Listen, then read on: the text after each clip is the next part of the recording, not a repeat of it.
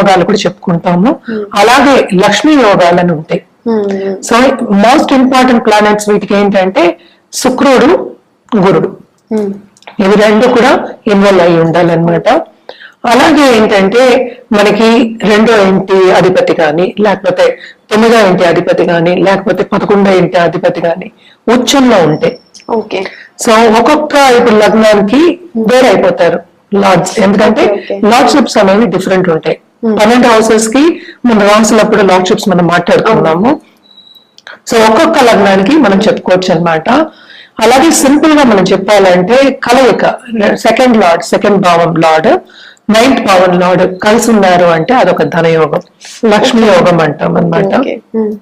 అలాగే exchange, second lord 9th లో ఉన్నా, 9th లో ఉన్నా, లేకపోతే 11th లార్డ్ తో కలిసి ఉన్న లాభంలో, సో దానికి ధనయోగాలు అంటాం అనమాట.